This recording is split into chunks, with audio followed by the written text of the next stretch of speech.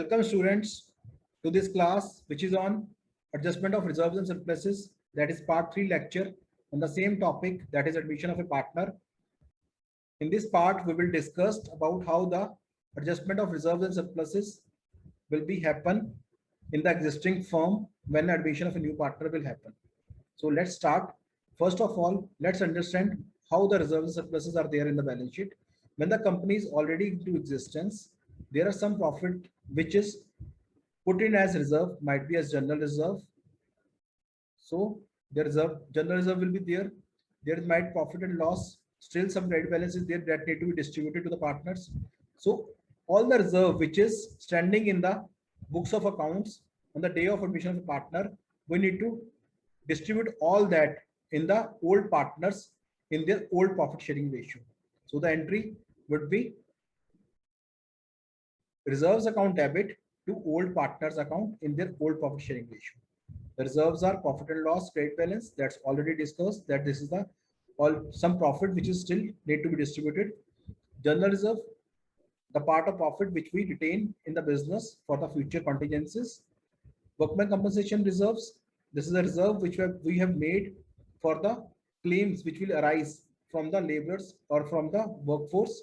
And investment fluctuation reserve, the reserve which we made for the investment we were done and we expect some fluctuation to happen, that might be in the positive side or might be in the negative side.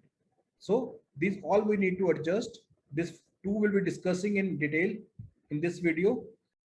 Now, before going into the WCR and the other part, first understand how we treat the losses and deferred revenue expenditure in this case while admission of a partner is happening. So in this case, we need to put a reverse entry of this. We need to debit the old partners and credit the profit and loss account. So the entry will be the old partners capital account debit to the profit and loss account in their old profit sharing ratio to nullify the loss which is in the books of accounts on the time of admission of a partner. And what this deferred revenue expenditure basically means, deferred revenue expenditure basically means that the expenditure which we done in this year and we expected that the revenue will be generated in the coming years. Like in IPL, we spend some 1 crore on advertisement. So in business, we don't need to put whole this expense into 1 year because we are expecting that this ad will help us to grow the business in the coming year also. So we spread this expenditure in 5 different years or 10 different years, as the case may be depending upon the company to company. So this expenditure, that is advertisement expenditure, is treated as deferred revenue expenditure. So it is the expenditure which is happening today, but the benefit will be reaped in the coming years. So what the entry in this case, if we have deferred revenue expenditure in the balance sheet at a time of admission of partner, the entry will be old partners capital account debit to deferred revenue expenditure account in the old profit sharing ratio. Now hope this was clear. Now we go to the next topic, that is I've already talked to you about workman compensation reserves. So students, what this workman compensation reserve basically means, workman compensation basically means जब factory में कोई बंदा काम कर रहा है, कोई labour काम कर रही है, तो फैक्ट्री ओनर को एक रिजर्व क्रिएट करना पड़ता है. वो रिजर्व जो कल को बाय चांस उस लेबर को या उस इंसान को कोई चोट लगे या एक्सीडेंट हो जाए या उसकी डेथ हो जाए, तो उस पर्पस में उसको कंपनसेट करने के काम आता है. और यूजुअली क्या होता है कि हर कंपनी में, हर ऑर्गेनाइजेशन के अंदर कोई ना कोई ऐसी कंपनसेशन देनी पड़ती है, क्योंकि हर साल कोई ना कोई चोट लगती रहती है. जब कंपनी में काम कर रहे हैं फैक्ट्री में, तो कोई ना कोई चोट लगने के आसार रहते हैं, तो उसके कारण एक रिजर्व ऑलरेडी वो क्रिएट करते हैं depending upon their past experience. वो पता होता है कि पहले इतने लोगों को हमने लास्ट टाइम कंपनसेट किया है, तो इस साल भी इतना को करना पड़ेगा, तो उसके कारण वो ऑलरेडी एक रिजर्व क्रिएट कर लेते हैं, तो उसके कारण वो चीज चल सकती है. तो इसको समझने के लिए हमारे को 2 कॉन्सेप्ट समझने पड़ेंगे. पहला कि क्लेम अराइज हो रहा है या क्लेम अराइज नहीं हो रहा. तो पहला, when the claim is not existing, मतलब कोई क्लेम नहीं आने वाला आने वाले साल में, तो हमारे को कुछ नहीं करना. सारा का सारा जो रिजर्व मेरा खड़ा है, वो सारा का सारा मेरे को ओल्ड पार्टनर्स में ओल्ड प्रॉफिट शेयरिंग रेशियो में, मतलब ओल्ड पार्टनर्स को कैपिटल अकाउंट में ओल्ड प्रॉफिट शेयरिंग रेशियो में बांट देना है. ओल्ड प्रॉफिट शेयरिंग रेशियो में डिस्ट्रीब्यूट कर देना है या बांट देना है। तो सिंपल सा काम इतना करना है कि जो पैसा पड़ा है उसको सबको सब बांट दो पूरा। ठीक है। दूसरी बात हम कर रहे हैं, जब आपकी कंपनी में कोई क्लेम अराइज हो रहा है, मतलब आपको एस्टिमेट है कुछ ना कुछ खर्चा हमारे को क्लेम इस साल देना है। अब उसमें 3 सिनेरियो आते हैं कि क्लेम जो आया आपका वो रिजर्व के इक्विवेलेंट है, पहला सिनेरियो। दूसरा सिनेरियो, जो आपका क्लेम आया वो वर्कमैन कंपनसेशन रिजर्व से कम है। थर्ड सिनेरियो की जो आपका क्लेम आया वो वर्कमैन कंपनसेशन रिजर्व से ज्यादा है। तो तीनों सिनेरियो को डिस्कस करते हैं। पहली, जो मेरा वर्कमैन कंपनसेशन क्लेम आया वो इक्वल है वर्कमैन कंपनसेशन रिजर्व के बराबर है, तो मैं कुछ नहीं करूंगा, जो मेरा कंपनसेशन रिजर्व है, मैं WCR लिख रहा हूं इसको, उसको मैं डेबिट कर दूंगा और नीचे लिखूंगा प्रोविजन फॉर वर्कमैन कंपनसेशन। यहाँ पे मैं लिख रहा हूं क्लियरली वर्कमैन कंपनसेशन क्लेम। तो मतलब एंट्री होगी आपकी WCR workman compensation reserve account debit to provision for workman compensation claim. अब सेकंड केस, आपका क्लेम, मतलब एक एग्जांपल ले लेते हैं कि मैंने रिजर्व क्रिएट किया था वर्कमैन कंपनसेशन का, सपोज 2 लाख रुपए का। मेरे को उम्मीद थी कि 2 लाख का क्लेम आएगा, चोट लगेगी लोगों को या किसी की दुर्घटना से कुछ मिसहैपनिंग होगी, तो 2 लाख का मैंने रिजर्व साइड पे रखा हुआ था कंपनसेट करने के लिए। इस साल वो ऑलरेडी 2 लाख का क्लेम आ गया, मतलब आपको देना है क्लेम अभी, तो ऑलरेडी आप बुक कर रहे हो, तो प्रोविजन आपने क्रिएट कर लिया, तो सिंपल आपने उसको एडजस्ट कर दिया रिजर्व को क्लेम के अंदर, प्रोविजन बना के साइड पे कर दिया। सेकंड केस, जब आपका क्लेम जो था वो आपको एस्टिमेट हुआ वो कम है रिजर्व से, तो अज्यूम कर लेते हैं हमने क्लेम आया 1 लाख रुपए का, तो हम सिंपल सा काम करेंगे, जो हमारा वर्कमैन कंपनसेशन रिजर्व था वो पुराने पार्टनर्स को हम डिस्ट्रीब्यूट कर देंगे, लेकिन इस 1 लाख को एडजस्ट करने के बाद।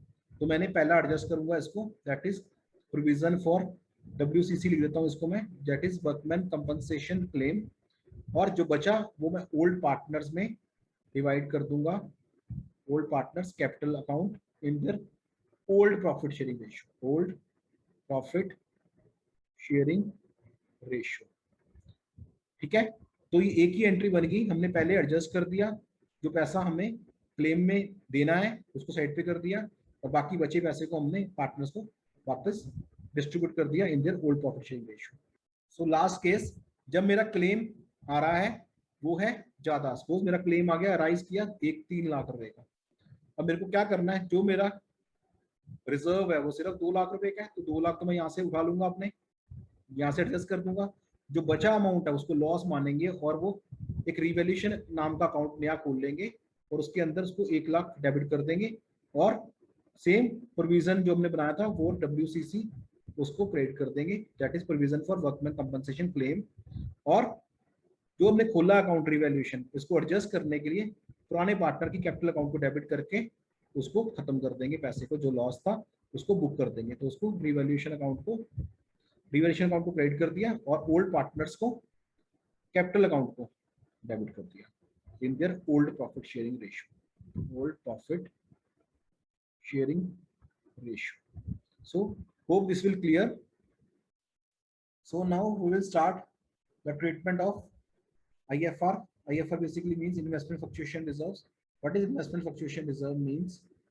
IFR is a reserve which we create, which the company जो बनाती है, बेसिकली कल को जो भी कंपनी ने इन्वेस्टमेंट कर रखी है मार्केट के अंदर, उनको उम्मीद है कि वो इन्वेस्टमेंट कम हो सकती है कभी भी, क्योंकि वो मार्केट में पैसा उन्होंने शेयर्स में या फिर डिवेंचर में डाल रखा किसी और कंपनी के अंदर, तो उनको लगता है कि वो पैसा कभी भी कम हो सकता है, तो उसके लिए एक रिजर्व वो क्रिएट कर लेती है, जिसको कल को बाई चांस पैसा कम हो तो अचानक कंपनी को झटका ना लगे और कंपनी यहाँ से वो पैसे को एडजस्ट कर ले। कंपनी जो एडजस्टमेंट करती है वो कैसे करती है, उसको समझने के लिए हम इस वीडियो को देखते हैं। फर्स्ट, जब कंपनी को लगता है कि जो कंपनी की वैल्यू है, जो इन्वेस्टमेंट की वैल्यू है वो सेम है बुक वैल्यू के, मतलब जो मार्केट में इन्वेस्ट किया था मैंने, सपोज मैंने इन्वेस्ट किया था कंपनी के अंदर 1 करोड़ रुपए किसी कंपनी के अंदर, और आज की डेट में उसकी जो वैल्यू है वो 1 करोड़ ही है, तो दैट मीन्स मार्केट वैल्यू और बुक वैल्यू सेम है आज की डेट में। तो उस केस में मैं एंट्री क्या करूंगा, जो भी मेरा रिजर्व फंड खड़ा है बुक के अंदर, बैलेंस शीट के अंदर, वो सारे फंड को मैं एडजस्ट कर दूंगा ओल्ड पार्टनर्स में और उनकी ओल्ड रेशियो में, old partners capital account and in their old ratio, old profit sharing ratio. तो इसमें कुछ भी एक्स्ट्रा करने की जरूरत नहीं, जो भी पैसा खड़ा है वो सारा का सारा हमने उनके अकाउंट्स में डाल दिया।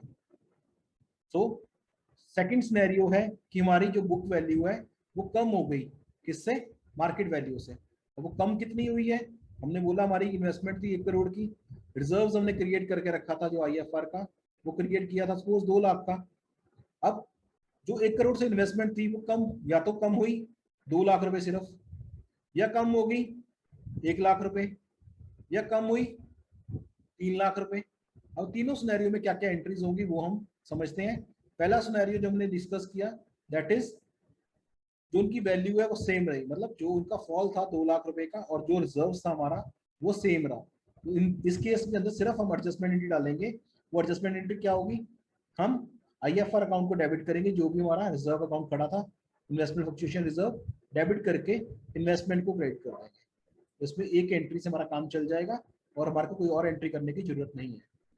दूसरा केस, जब हमने बोला कि हमारी जो फ्लक्चुएशन हुई है वो 1 लाख हुई है, मतलब अभी 2 लाख का रिजर्व था लेकिन कम हुआ पैसा, लेकिन इतना कम हुआ कि वो रिजर्व में एडजस्ट हो सकता है। तो इस केस में हम क्या करेंगे? तो इस केस में हम सिंपल सी एंट्री पहले ही करेंगे, जो भी मैंने इन्वेस्टमेंट कम करी है उसकी सेम टू सेम ये वाली एंट्री हो जाएगी, जैसे कि IFR account debit to investment account, और सेकंड एंट्री हम करेंगे जो बचा बैलेंस है। सपोज अब ये 2 लाख का रिजर्व था, 1 लाख एडजस्ट कर दिया, तो 1 लाख की एंट्री मैंने यहाँ पे कर दी। जो 1 लाख बचा वो मैं पार्टनर्स में डिवाइड कर दूंगा इन their old profit sharing ratio two partners capital account in their old profit sharing ratio.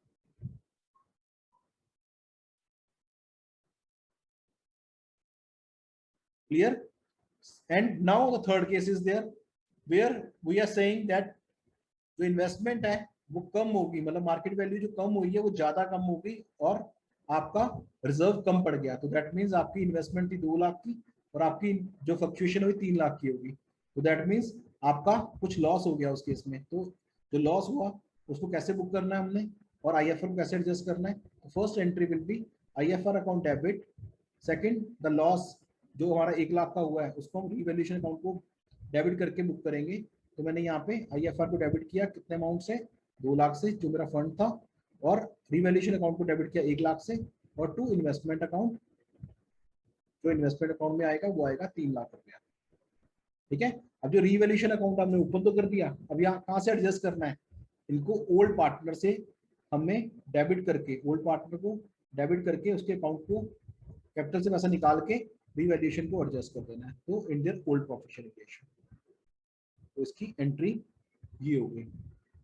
Okay, now we move on to the last point, that is where the market value actually increase.